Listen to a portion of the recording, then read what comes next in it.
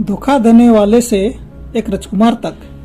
एक युवा के रूप में जो परमेश्वर से प्रेम करता था और उसका भाई मानता था, याकूब फिर भी अपनी माता रिबका के साथ अपने पिता को धोखा देने और उसका आशीर्वाद प्राप्त करने के लिए साजिश रचने में जुट गया।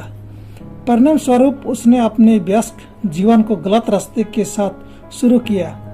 रिबका ने याकूब से कहा, तू लबान को भाग जा और जब तक तेरा भाई का जलजलाहट दूर ना हो जाए तब तक उसके पास कुछ दिन रहना, तब मैं तुझे बुलवा ले आऊंगी।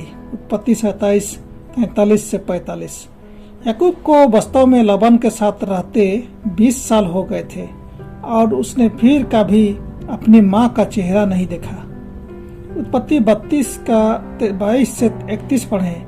यहाँ याकूब के साथ क्या हुआ और गलत निर्णय लेने पर भी परमेश्वर के अनुग्रह के बारे में इस कहानी से हम क्या आत्मिक सबक ले सकते हैं।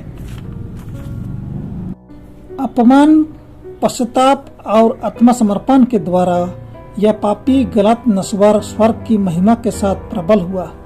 उसने परमेश्वर के वादों पर अपनी कांपती पकड़ मजबूत कर ली थी और अनंत प्रेमी हृदय पापी की याचना को ठुकरा नहीं सकता था। धोखाधड़ी के द्वारा जन्मसिद्ध अधिकार प्राप्त करने में याकूब के पाप के कारण हुई त्रुटि अब उसके सामने स्पष्ट रूप से प्रकट हो गई थी। उसने परमेश्वर के वादों पर भरोसा नहीं किया था, लेकिन अपने स्वयं के प्रयासों से उससे पूरा करने की कोशिश की थी, जिससे परमेश्वर ने अपने समय और तरीके से पूरा किया होता। याकूब को वह आशीष मिली थी जिसके लिए उसकी आत्मा तरस रही थी।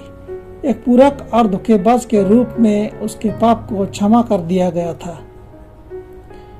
पढ़े उत्पत्ति 29 का 29 से 33। हालांकि याकूब के पास अब कनान में कोई संपत्ति नहीं थी, फिर भी उसने अपने बेटों को उसे दफनाने के बारे में क्या निर्देश दिए।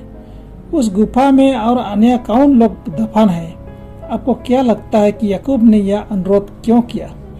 बाइबल हमें बताती है कि तीनों कुलपतियों और उनकी पत्नियों को एक ही गुफा में दफनाया गया है। याकूब का परमेश्वर पर भरोसा मजबूत था और वह खुद को एक अजनबी और पृथ्वी पर तीर्थयात्री मानता था।